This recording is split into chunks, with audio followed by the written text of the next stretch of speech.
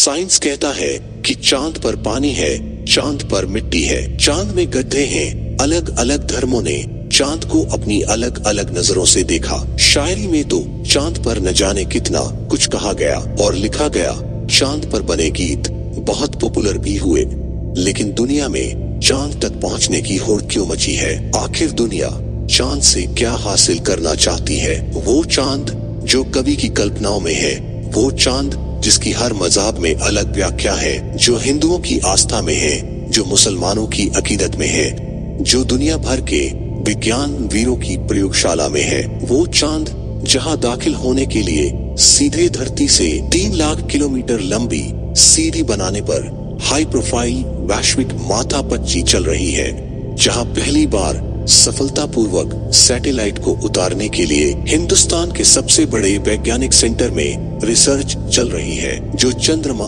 महीने के 15 दिन रातों को रोशनी बिखेरता है, उसका एक हिस्सा ही हम देख पाते हैं, जो चमकता दमकता हमें लुभाता है। आखिर उस चांद का रहस्य क्या है? चांद को लेकर दुनिया भर के वैज्ञानिकों में इतनी दिलचस्पी क्यों है? दुनिया के धारदार दिमाग चांद से क्या खोज लाना चाहते हैं? 20 जुलाई 1969 ये वो तारीख है जब पहली बार किसी इंसान के कदम चांद पर पड़े थे। उस रोज बहुत बड़ा तलस्प टूटा था जब नील आर्मस्ट्रांग ने 3,84,400 किलोमीटर दूर किसी दूसरे ग्रह पर चहलकदमी की थी। नील आर्मस्ट्रांग और एडविन बज एल्ड्रिन ने चांद को कदमों से नापा था। नील आर्मस्ट्रांग 2 घंटे 32 मिनट तक चंद्रमा की सतह पर रहे। इस दौरान उन्होंने चंद्रमा को बहुत ही करीब से देखा। उनके साथ एल्ड्रिन ने भी वहां पर 15 मिनट का समय बिताया। आर्मस्ट्रांग और एल्ड्रिन के अलावा भी कई एस्ट्रोनॉट्स चंद्रमा तक पहुंचे।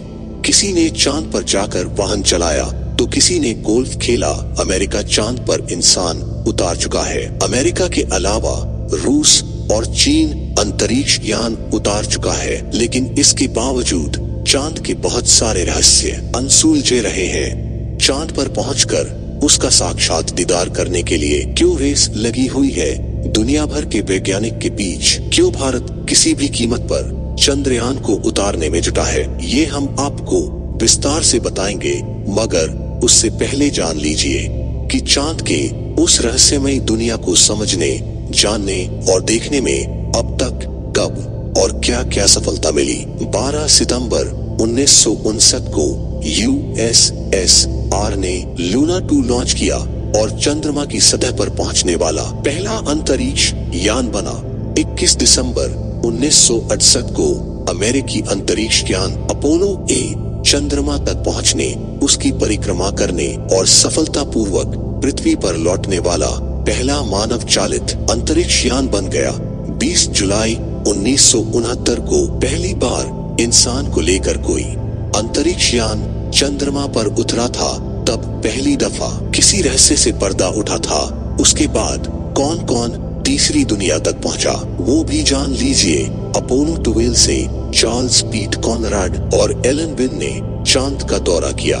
उसके बाद अपोलो 14 से एलन वी शेपर्ड जूनियर और एडगर डी मिशेल चांद पर गए। अपोलो 15 से डेविड आर स्कॉट और जेम्स बी इरविन चांद की सतह तक पहुंचे। अंतरिक्ष यान अपोलो 16 से जॉन WM और चार्ल्स M ड्यूक तक चंद्रमा पर गए और फिर 1972 में आखिरी बार कोई इंसान जो चांद पर उतरा था वो यूजिन 7 जो अपोलो 17 से हैरिसन H स्मिथ से चंद्रमा तक पहुंचे थे। रहस्यों से भरे हुए चंद्रमा पर वैज्ञानिकों को कभी पानी मिला, कभी मिट्टी में सतह के नीचे बहुत कुछ होने की संभावना, जिस पर 2026 के बाद शोध करने की तैयारी। वैज्ञानिकों का ये भी कहना है कि उन्होंने चांद पर अरबों टन पानी की खोज कर ली है, जो सतह पर फैले कांच के छोटे छोटे मोतियों में कैद है। चंद्रमा की सतह पर भविष्य की इंसानी गतिविधियों के लिए ये एक बहुमूल्य संसाधन साबित हो सकता है। साल 2020 में चीन के रोबोटिक चांद की 5 मिशन के दौरान धरती पर लाई गई चंद्रमा की मिट्टी की जांच से पता चलता है कि कांच के इन गोलों के भीतर पानी के अणु मौजूद है और चंद्रमा की सतह पर सौर हवा की क्रिया के माध्यम से बनते रहते हैं। चांद की सतह तक का सफर तय करने वाले यात्रियों में से 1 अगस्त 1971 को अपोलो 15 मिशन के कमांडर डेविड स्कॉट चंद्रमा पर वाहन चलाने वाले पहले व्यक्ति बने।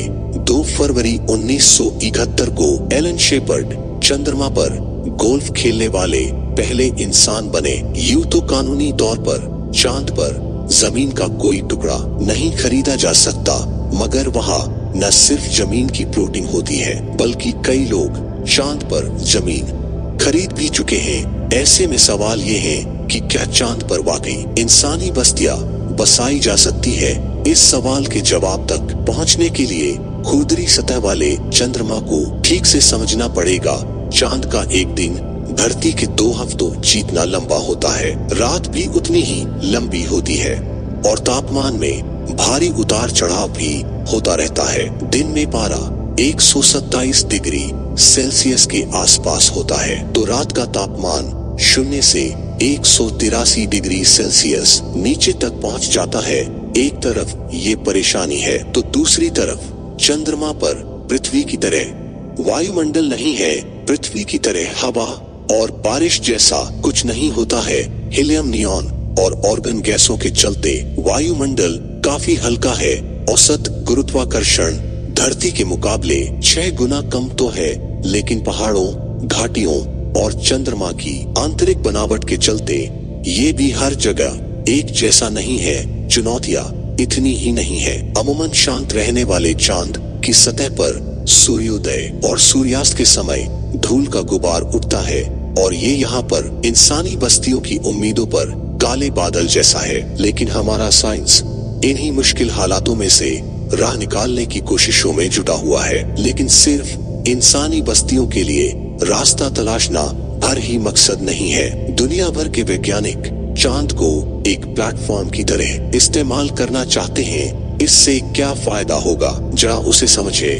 जिस तरह से चंद्रमा का निर्माण और विकास हुआ, उसे समझने से पृथ्वी के साथ साथ सौर मंडल के इतिहास को समझने में मदद मिलेगी। चंद्रमा सबसे निकटतम खगोलीय पिंड है जिसके जरिए अंतरिक्ष की खोज का प्रयास किया जा सकता है। चंद्रमा पर पहुंचकर वहां से दूसरे ग्रहों तक के लिए अंतरिक्ष यान भेजने में मदद मिलेगी। यानी भविष्य के अंतरिक्ष के रास्ते का द्वार चंद्रमा ही होगा। आने वाले वक्त में चांद सिर्फ एक पड़ाव होगा, ठहराव नहीं। यही वजह है कि चंद्रमा तक पहुंचने की होड़ लगी हुई है। चंद्रमा तक अपना अड्डा जमाने के लिए सारे देश लगे हुए हैं। हिंदुस्तान भी चंद्रयान 3 के जरिए नई लकीर खींचने की तैयारी में है। दोस्तों, आज की वीडियो में बस इतना ही। अगर आपको हमारी ये वीडियो अच्छी लगी हो तो इसे लाइक और शेयर जरूर करना, और अगर आप चैनल पर नए हैं तो चैनल को सब्सक्राइब भी करें। मिलते हैं जल्दी ही ऐसी ही एक और इंटरेस्टिंग वीडियो में। तब तक के लिए गुड बाय।